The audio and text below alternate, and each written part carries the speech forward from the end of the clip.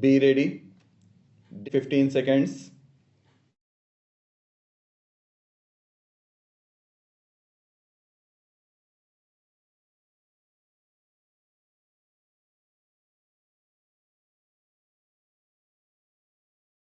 Mr. Speaker, Sir, for realization of the goal of housing for all and affordable housing, a tax holiday has already been provided on the profits earned by developers of affordable housing.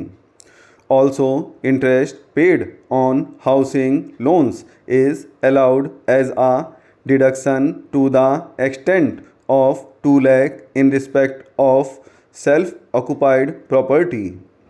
In order to provide a further impetus, I propose to allow an additional deduction of up to 1,50,000 for interest paid on loans borrowed up to 31st March 2020 for purchase of an affordable house valued up to 45 lakh.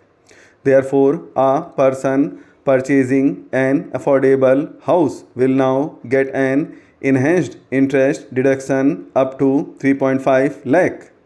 This will translate into a benefit of around 7 lakh to the middle class home buyers over their loan period of 15 years. Non-banking financial companies play an increasingly important role in India's financial system.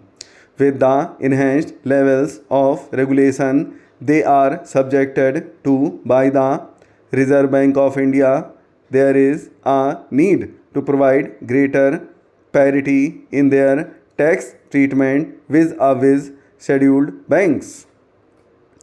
Currently, interest on certain bad or doubtful debts made by scheduled banks and other financial institutions is allowed to be offered to tax in the year in which this interest is actually received.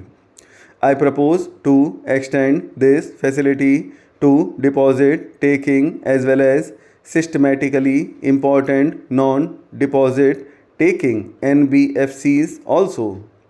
To promote the International Financial Services Center in Gift City, series of measures have already been taken in the past by the government with a view to further incentivizing the IFSC.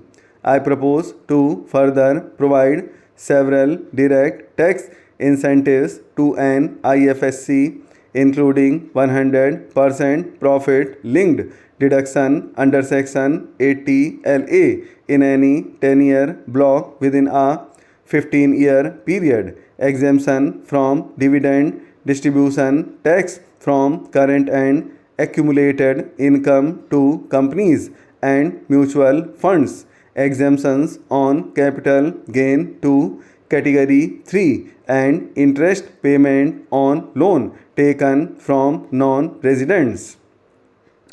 I propose to give relief in levy of securities transaction tax by restricting it only to the difference between settlement and strike price in case of exercise of options. India's ease of doing business ranking under the category of paying taxes showed a significant jump. Mr. Speaker, Sir, more than 120 crore Indians now have Aadhaar. Therefore, for ease and convenience of tax payers, I propose to make PAN and Aadhaar interchangeable and allow those who do not have PAN to file income tax returns by simply quoting their Aadhaar number and also use it wherever they are required to quote PAN.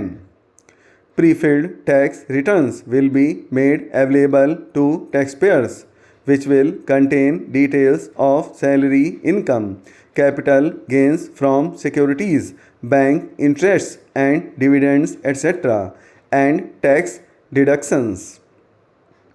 Information regarding these incomes will be collected from the concerned sources such as banks, stock exchanges, mutual funds, EPFO, state registration departments, etc. This will not only significantly reduce the time taken to file a tax return, but will also ensure accuracy of reporting of income and taxes. The existing system of scrutiny assessments in the income tax department involves a high level of personal interaction between the taxpayer and the department, which leads to certain undesirable practices on the part of tax officials. To eliminate such instances and to give shape to the vision of the Honorable Prime Minister, a scheme of faceless assessment in electronic mode involving no human interface is being launched this year in a phased manner. To start with, such assessments shall be carried out in cases requiring verification of certain specified transactions or discrepancies. Cases selected for scrutiny shall be allocated to assessment units in a random manner, and notices shall be issued electronically by a central cell without disclosing the name, designation, or location of the assessing officer.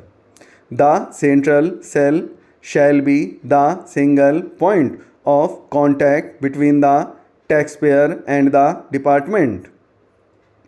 This new scheme of assessment will represent a paradigm shift in the functioning of the income tax department.